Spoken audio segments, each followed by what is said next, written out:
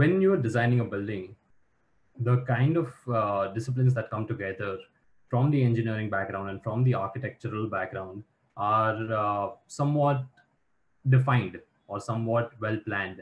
When I was working at an architectural practice back in India for a few years, these are the set of people that I usually came in contact with, and I believe that this is near about a standard procedure at every architectural practice or an engineering practice which deals with the civil aspects of construction. So you've got the structural engineer, you've got a mechanical you've got MEP consultants or MEP engineers specifically. You've got people who take care of the air and wind loads and all of that. Then you've got, in the recent times, you've got lighting as a specific discipline. And then there is a whole array of people who are intending to work towards making their buildings green. By green, I mean, working with sustainability, using local materials, using a lot of indigenous practices and materials, or using technology to reduce the carbon footprint, essentially. And on the architectural side, you've got people who are designing spaces and buildings, but also the spaces right outside, say a landscape, things that make the aesthetics look better. You've got the product designers, who is an allied profession into design, who deal with smaller objects. So you've got interior designers, which look at the inside of the built spaces. So, say essentially, when you're looking at a building and you say are looking at services, we are now currently looking at this phenomenon of a building called the Bombedo Center, which has the services on the outside. It is open to it is open to debates, and some people absolutely loathe it. While I personally like it because it demonstrates the kind of services that it has, or the functioning of every little nuance that is in the building. So, then looking at it at an extremely rudimentary level, you are essentially looking at a building having these following services, like there's light and electricity and everything to do with it, the electrical grid. You've got ventilation, which is the movement of wind through the building or within the building. You've got water supply as an essential service. That's the water that comes in. And they also deal with several other services plugging in. So, say if it is a commercial building, you've got goods coming in or people coming in. In this case, the goods would be considered as, people would be considered as goods.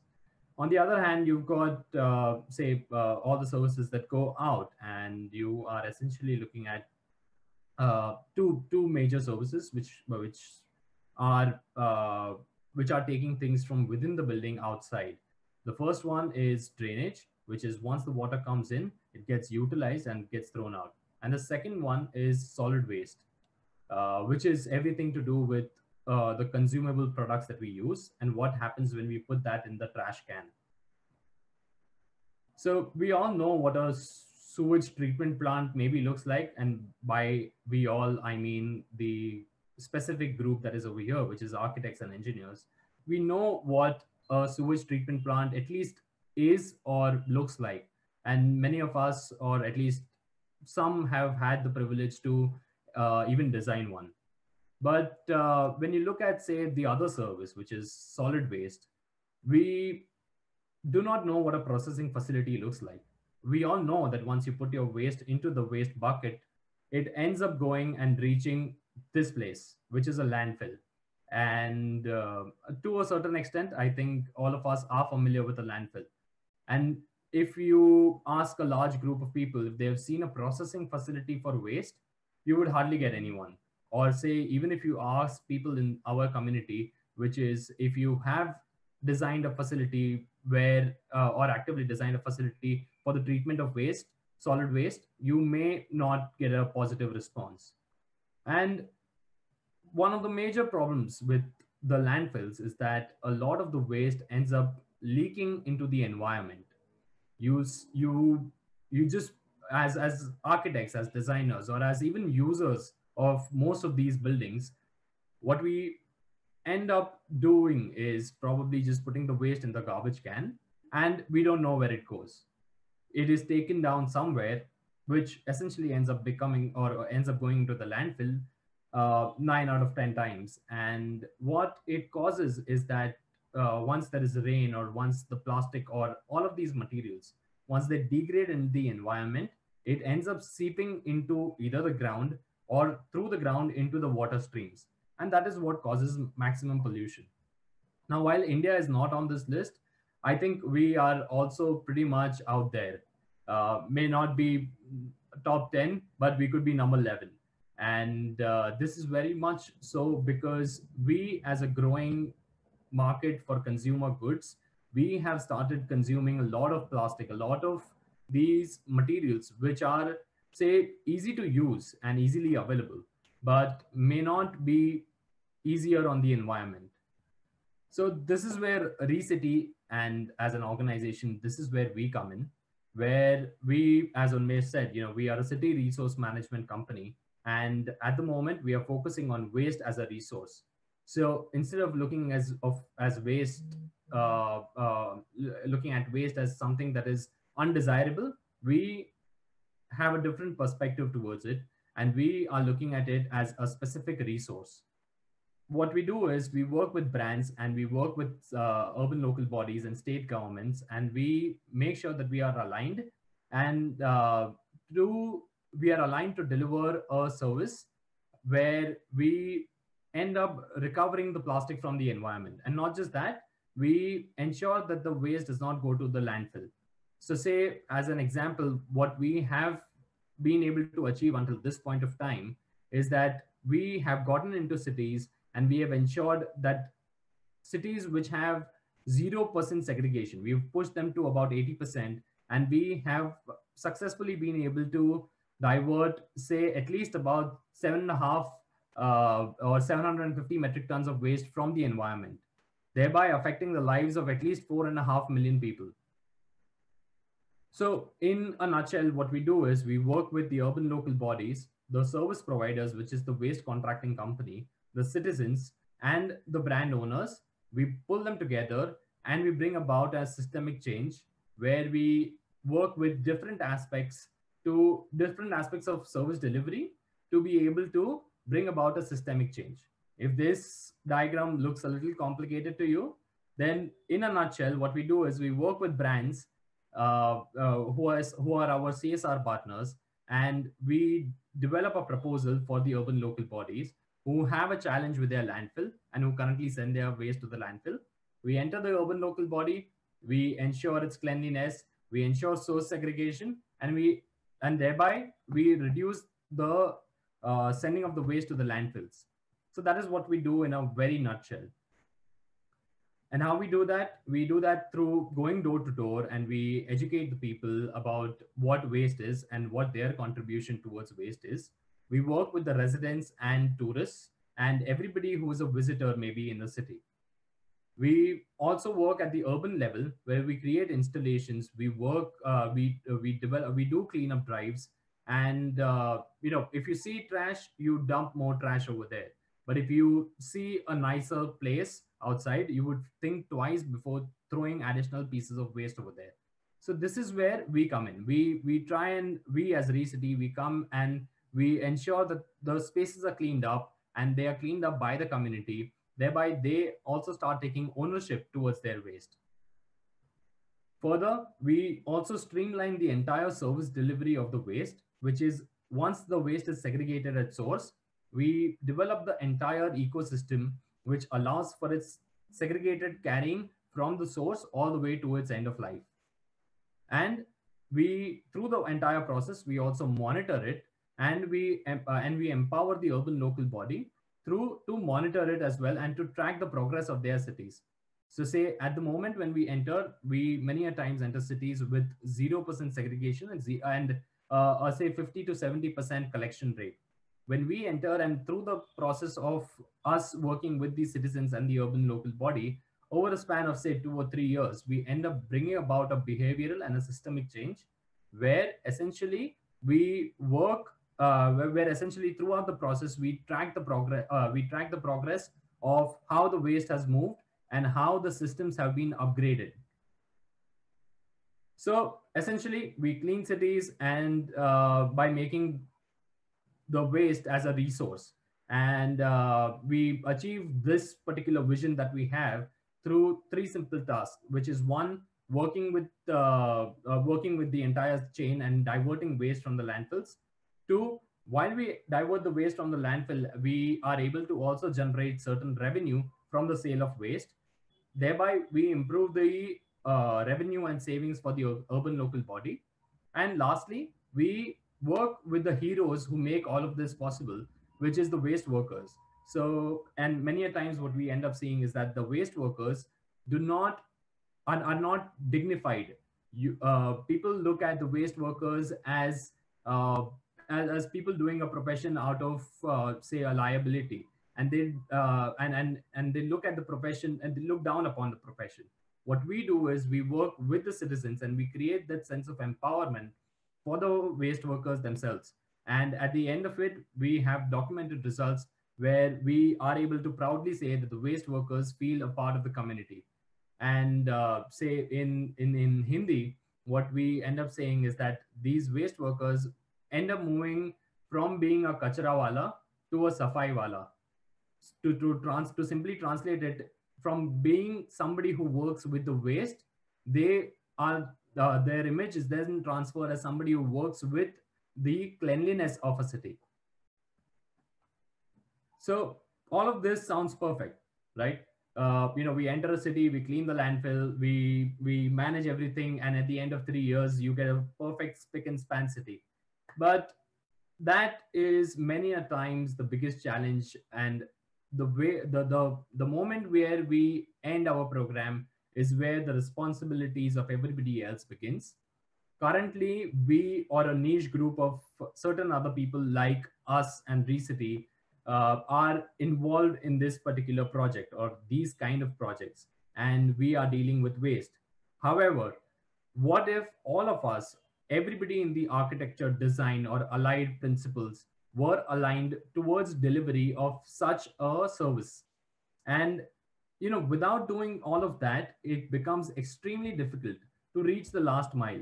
No matter how many efforts are taken to educate the citizens or create demonstrations or do cleanup drives, if the ecosystem around it, which is if the people around or the allied professions, if they do not contribute towards the same cause, then all of this becomes a zero sum game. So, when we enter the cities, we see several challenges. And while we as architects, we design cities and we design spaces, we do it for the people inside. But what happens to the waste when it goes outside the facility? Some of it leaks into the environment, and there are specific people like these rag pickers, right? Or it is a general conception that we look down upon these great heroes. However, it is we should be thankful towards them to be able to to be able to scavenge through the waste that we generate and to clean it up. So the rag pickers are never a challenge or never a challenge to the entire waste ecosystem, but it is the lack of source segregation. The fact that when Re-City moves out of a city, we've seen systems or we've seen people moving back into, say, their own habit of not segregating waste. And that happens due to specific reasons, which includes, say, the fact that you have to segregate waste into so many categories that if you do not do, it ends up going to the landfill. Say, how many of us in this room are capable of segregating our waste to these last few categories? Hardly any. I in fact have two bins at my house, one for the dry waste, one for the wet waste. What ends up happening is the dry waste sometimes gets channelized, but most of it also ends up eventually going to the landfill. However, if we all were able to, say, specifically divide our waste into all of these categories, there is a better chance that it would not end up going to the landfills. But is it really possible? That is the biggest challenge.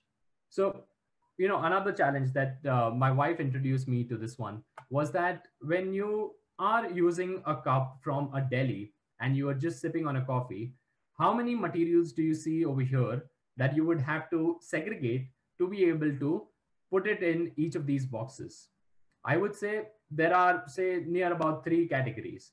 However, there would be one plastic, another one is plastic, or some sort of a paper, and another cardboard sort of a paper. But putting any of this waste into the wrong bucket would end up putting the entire bucket into the mixed category, and hence the likelihood that it ends up going into the landfill. Furthermore, if there is waste coffee which is residual inside the cup, and if you put that dry cup into, say, one of these containers, what ends up happening is it soils all of the other material. And when it does that, it again goes back to the landfill. So through adding of different materials, you are or just the fact that it is cheaper to have a cup with different materials ends up pushing that particular cup into the landfill. On the contrary, say if you were to buy a reusable cup and keep using it over multiple times, this cup is simply made up of two materials: the lid, which is a plastic or hard plastic, or the container itself, which is made up of, say, metal. So would using something like this, and would specific or specifically or consciously using something which is more durable or more or reusable, is that something that is going to change the way that we behave? Maybe not. Or many a times we forget the cups, or many a times we are not motivated to use that cup. So this is where the designer, or say an aesthetic or a space planner, this is where their role comes in. Where, say, if a person is entering from over here and you have a space where you get disposables, versus having to walk to the other end of the room to be able to use your reusable cup, and say the yellow is the water fountain and the red one is, say, a table with glasses which already have water, how many of us would consciously be able to say that, hey, you know what, I'll walk an extra few meters just to pick up that extra, just to make sure that I do not use a single use plastic or a single use cup? Hardly any. So it becomes the responsibility of all of us designers to make the to make the usability of a, an ecologically conscious product a central game, a central part of the game. Say if it is right in front of you, or if it is better designed, or if you are rewarded for using that particular facility, then a user or an end user or an occupant of the building would be motivated automatically to be able to go and use that particular facility. Say even if it is just a few meters away, as compared to, say, going at the other end of the room and crossing through various obstacles just to get that extra, just to be ecologically conscious.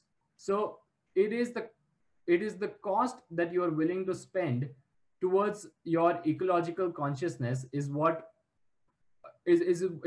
makes a phenomenal change. If you are ready to bring things in the middle, even though services do not look beautiful, if you are ready to bring that in the middle, then you have a problem solved. Your building, like the Pompidou Center, may not look absolutely finished like how others would imagine it in the conventional sense, but if you are able to bring that product right in the middle, if you are celebrating your services, then maybe you have created that sense of consciousness, or you're facilitating that sense of consciousness amongst all of the users that there are.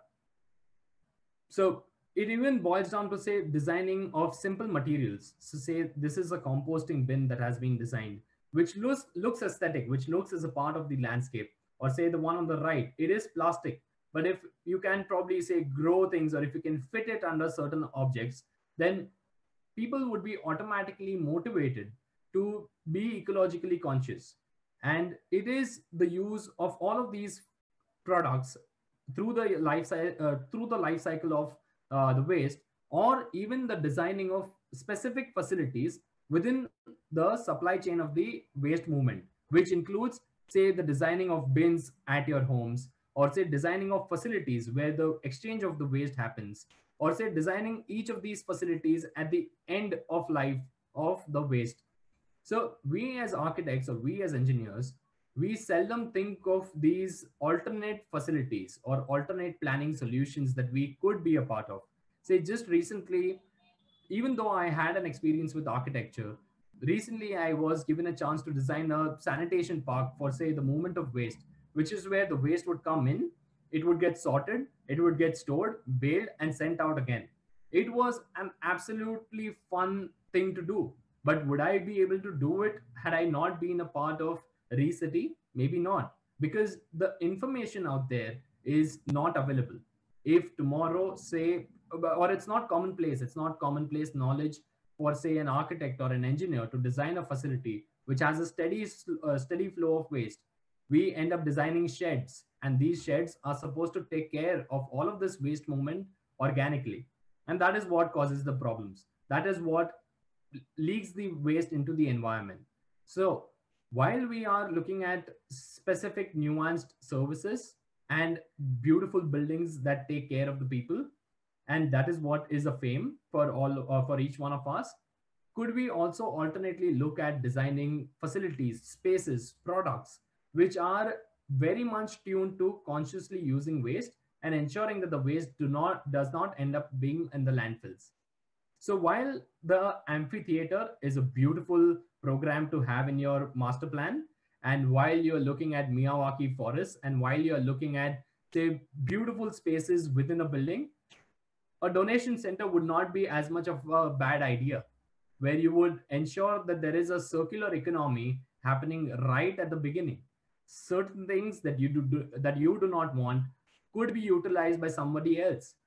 Could these spaces be facilitated?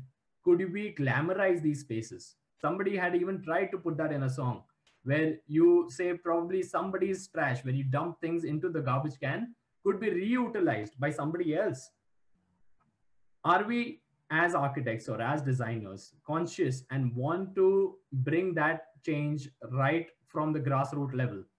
So while it is easier to use, say, a disposable cup, or say a cutlery that comes out from your deli, would you also want to consciously carry the cups around? Would you want to go that extra few steps to drink water from the drinking fountain? The designing of this drinking fountain is also beautiful in itself, because at this corner that you see over here, they tell you how your contribution has saved X number of plastic bottles from going into the environment. And there is this constant ticker which tells you that, hey, you know what? You did a good job. So designing of products or designing of facilities, rewarding people for being ecologically conscious is something that we must do, and we must do as a part of our designs, and we must bring it right in the middle. Celebrate the fact that people should reuse, should reduce the consumption of disposable plastic and waste. So all of these products, they are also all available. You maybe it's a little more expensive to buy a cutlery set and carry it around with you, but hey, you know what? Go that extra step and create spaces in, say, your in your drawer, which allows you to store all of these things. So essentially, while all of us want to work with waste, and all of us want to be ecologically conscious, all of us want to be sure that our buildings are green. By green, I mean ecologically sensitive.